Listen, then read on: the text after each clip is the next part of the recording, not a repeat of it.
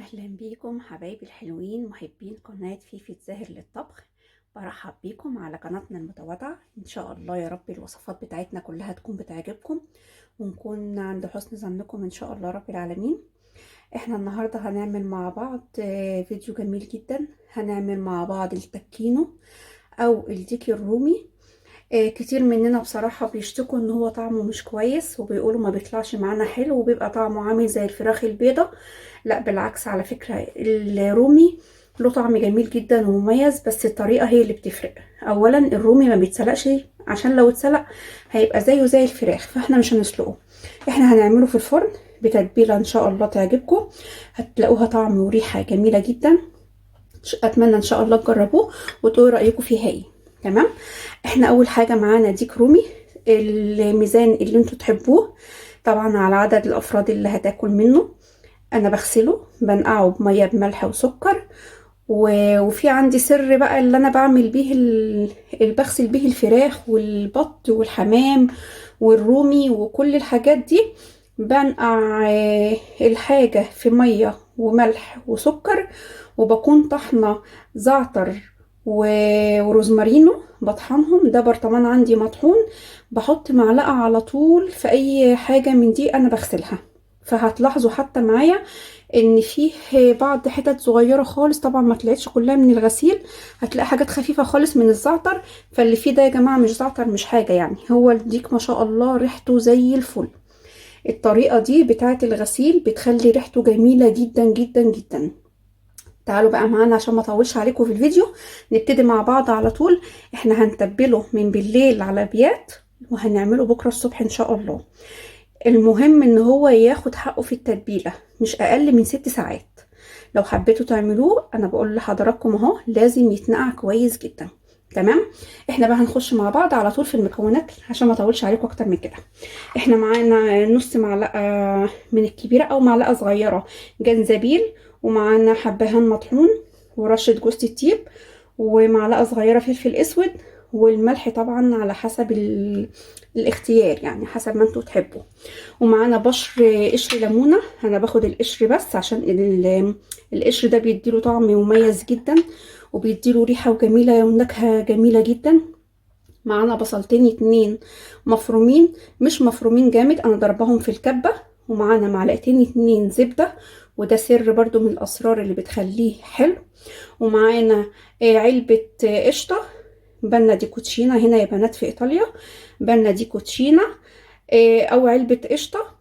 تمام. ودي اختياري، لو مش موجودة ممكن تحطوا بدلها كوباية زبادي او نص كوباية لبن، بس انا مش عايزة اكتر في السوائل لان احنا معانا كوباية عصير برتقال. ومعانا عسل نحل، انا معايا البرطمان هاخد منه بس معلقة. تمام. هنكون بقى نحط المكونات دي كلها على بعض.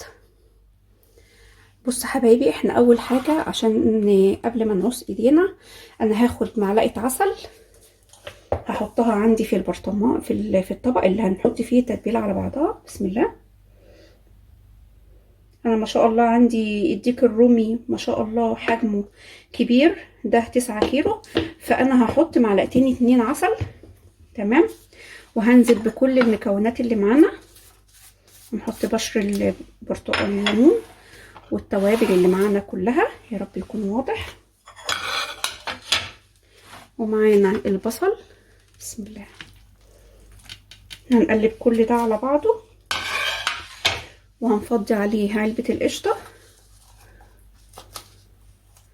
انا ماشية معاكم واحدة واحدة اهو، عشان ناس كتير بصراحة طلبت الطريقة واشتكوا من ان هو ما بيطلعش معاهم كويس وبيطلع طعمه زي الفراخ البيضة. لا يا بنات، الرومي بصراحة طعمه مميز جدا وجميل، وجربوه بالطريقة دي، وهستناكم ان شاء الله تكتبوا لي في الكومنتات وتقولوا رأيكم فيه ايه. تمام. يا رب يكون واضح. بسم الله. السمنة انا كنت حطاها بره على المطبخ، هنقلب كل ده مع بعضه. بسم الله الرحمن الرحيم.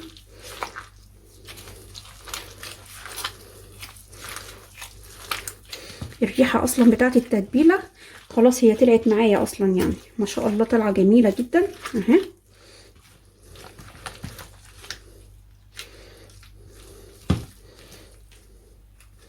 هننزل عليها بعصير البرتقال.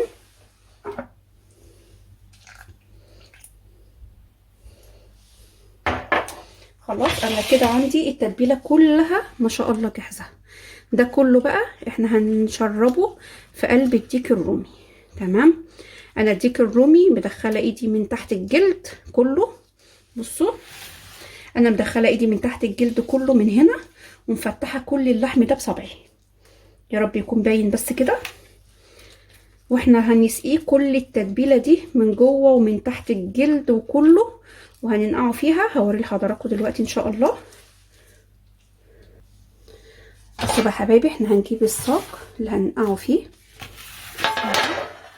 اهو، ونحط فيه الديك الرومي بتاعنا. بسم الله. ايوه، بسم الله الرحمن الرحيم. هنبتدي بقى نتبله. بصوا هندخل من تحت الجلد، انا عامله فتحات، هنشبعه كله كويس جدا. بصوا الزبده في الخطوه دي لما بيستوي مع العسل بتديله طعم جميل قوي. احنا بقى هنتبله كله زي ما انتوا شايفين كده من تحت الجلد. هنحشيه كله من تحت الجلد كويس جدا ومن قلبه.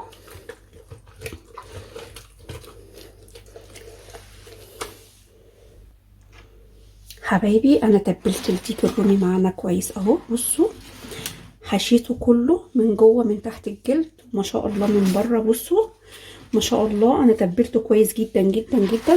ماشي. طبعا انا عندي الصاج ده اللي هدخله فيه الفرن. تمام. هجيب الاول حته بلاستيك اللي هو الاسترتش، الورق الاسترتش. هاخد بس حته. تمام. انا ما عنديش الخيط فانا همشي نفسي يعني، مش هنقف طبعا عشان مش كلنا عندنا في البيوت الخيط بتاع اللحمه. فانا هجيب حته بلاستيك اللي هو بتاع الفرن. تمام. وهربطها، هربط الرجل بحيث ان انا المه مع بعضه ويبقى ملموم معايا، ما يبقاش مفتوح كده.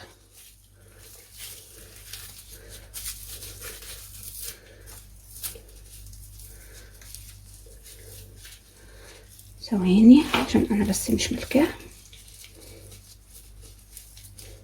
تمام تمام.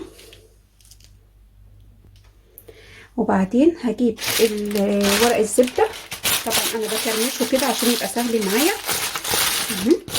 او ممكن نبله بميه ونلفه كويس جدا.